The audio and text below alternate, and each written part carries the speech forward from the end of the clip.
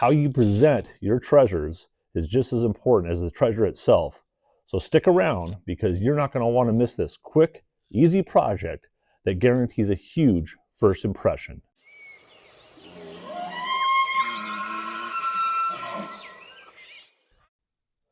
So you've crafted the perfect ring, hopefully with a little help from watching one of my ring making videos. And now you're ready to give it to that someone special, or maybe list it online for sale, or take it down to your local craft fair. But if you present it in a cheap, plain cardboard jewelry box, it's just not going to have that same wow factor that you're probably looking for. So imagine this. The first thing they see is a beautiful wooden chest, and they think, what could be inside? And when they do open it, it's that handmade ring made by you, or really any special item, presented in a way that instantly makes lasting impressions. Sound amazing, right? Well, it's actually easier and way more affordable than you think. And in this video, I'm going to show you how to take an unfinished wood treasure box and transform it into a stunning, one-of-a-kind jewelry box with custom ring pillows. If you want to see the video where I made one of my rings, click here, or maybe here. I don't know. I'm still figuring out this YouTube thing, but check it out. And let's get into it. I picked up these unfinished boxes from Michael's, but honestly, you can find them at places like Hobby Lobby or even Amazon. They're basic boxes, but with a little modification, we can make them perfect for holding rings and adding a bit of wow factor when you open them. First, let's start by removing the label. The adhesive came off super easily, but if you have any leftover residue, just give it a quick sanding to get rid of it.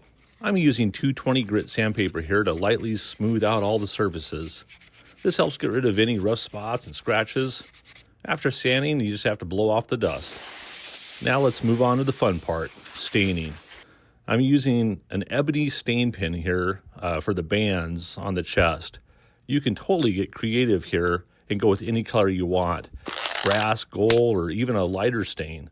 But for me, the ebony fits with the wood tone and gives it a nice contrast to the rest of the box.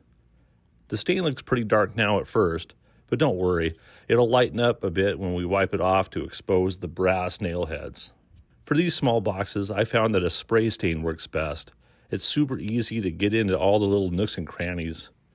I'm giving both the inside and outside of the box a light coat of stain, then wiping off the excess.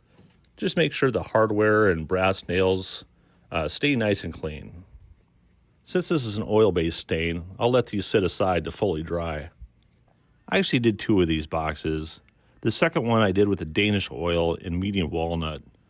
The Danish oil came out a little lighter than the stained one, and I showed my wife and she actually preferred the darker one that was stained. So I'm going to stick with that one for future projects. It's always nice to experiment and get feedback from others, because they may like what you don't like. There's different styles of boxes too. This one's a traditional wooden box and not quite the treasure chest look, but something simple and elegant. I think pairing the style of the ring with the style of the box really makes a difference in presentation. Now, since these boxes are great for small storage, but not so great for storing rings, we need to add ring pillows. For the treasure box, I use burlap, which I grabbed at the fabric store. It's super easy. Just measure the inside of the box lengthwise and roll 2 identical pillows that will fit snugly. You don't want to roll them too tightly because we want the ring to fit in the space between the pillows. I used a hot glue gun to glue them into place from underneath. For the traditional boxes, I found this cool cork fabric with a gold inlay. It's not real gold, but it sure looks fancy. The only thing I found with this is it's a little stiff, which made it hard to put the ring in. It still works, and it looked really nice, but I think I'll stick with the burlap going forward. It just works out much nicer. And there you have it, a super simple yet unique way to display a gift or a ring, or really any special item. I hope you enjoyed this little DIY project. If you did, please hit that like button, and don't forget to subscribe so you can catch my future videos. If you want to see how I made one of these custom rings, just click right here. Thanks for watching, and I'll see you on the next one.